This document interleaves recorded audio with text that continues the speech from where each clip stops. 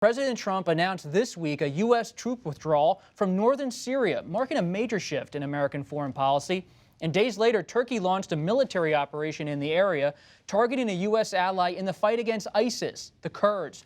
Turkish President Erdogan had long threatened to send troops over the border to create a buffer zone near the Turkish-Syrian border.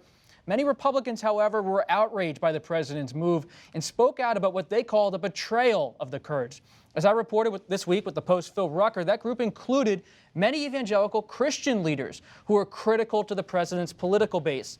Senator Lindsey Graham of South Carolina, one of the president's top allies, introduced a bipartisan resolution this week that would put sanctions on Turkey and tweeted Friday, "Every concern I had about President Trump's Syria decision is coming true in spades. The reemergence of ISIS is on the way, and if you think only Europe is threatened, you are sadly mistaken." Even as the president stood by his decision, his administration has not embraced Turkey's aggression. Here's what Defense Secretary Mark Esper said Friday. We oppose and are greatly disappointed by Turkey's decision to launch a unilateral military incursion into northern Syria. This operation puts our SDF partners in harm's way.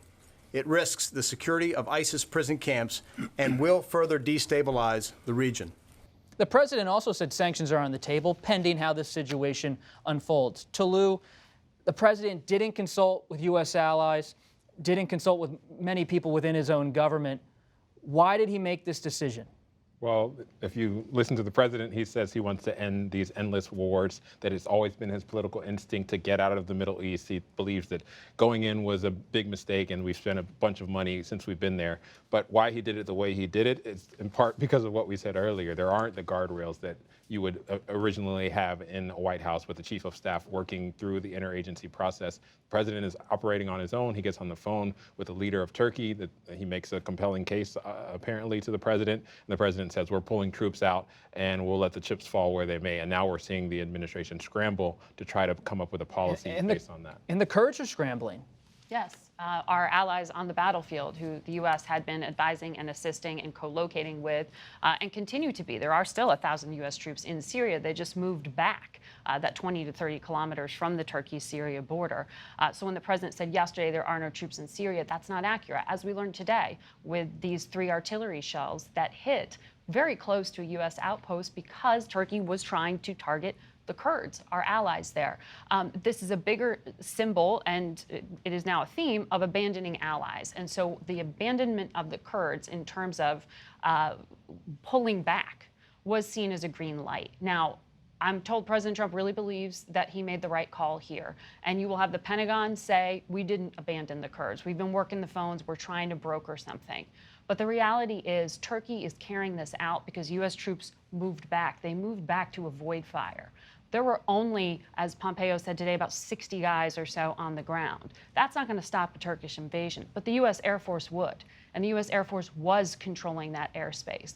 The U.S. stopped, and so that is allowing in this incursion. And as Tolu just rightly said, there's a retrofitting of policy to now match what the president agreed to on that call, which was simply he couldn't get Erdogan to back down, and it backfired. And what he tweeted. It's very hard for the administration right now to back off of this because the president himself tweeted that he basically gave Erdogan permission to go forward with this. So, at the White House today, you saw the Treasury Secretary coming out and saying, well, we have the ability to punish Turkey in the future, possibly, if we ever decide to do that, but we're not going to do that right now.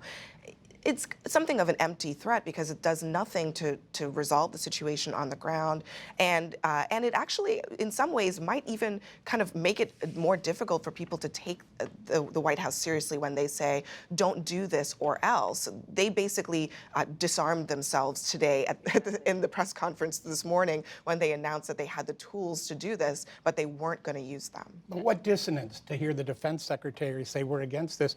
It's a policy that the president approved and caused. It's just a very big disconnect here that I think people are struggling with. Right, and the national security community would argue, okay, if your end goal is pulling back out, let's negotiate how that happens, when it happens, in a way to continue to protect interests. And when you take troops out, you give up leverage. And what does it mean for Syria and Russia?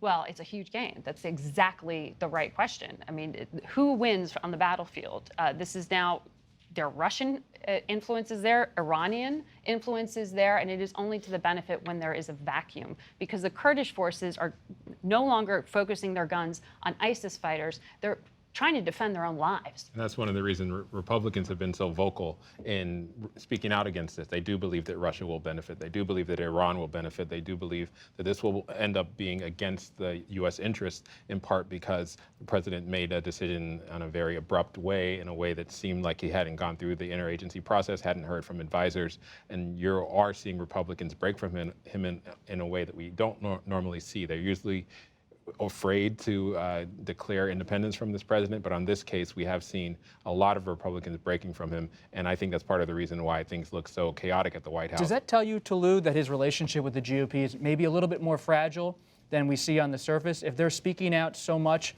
on a policy issue, but they're still speaking out, evangelical Christians, Republican hawks, is his coalition at risk? I think there's a lot of exhaustion with this president, that these Republicans, as we saw with Cory Gardner, have to spend so much time explaining what the president is doing, twisting themselves into knots in order to defend him on a number of different issues. So on this very clear policy objection that they have, it was very easy for them to speak out. I do think the president still has a very strong stranglehold on the party, in part because all of these Republican lawmakers need his primary voters. They're afraid of being primary. They're afraid of the base. So on impeachment, they're not. Could they actually take action, Carl? Well, I think there'll be action in Congress. There's going to be very bipartisan action in the House and the Senate. I mean, they want to respond to this. And I think to your question there, though, it's like, are they going to be willing to man the barricades on impeachment to the same degree? I mean, we saw an Illinois congressman this week say, John Shimkus. Yeah, take me off the list of people who support Trump. Now, that's just one person.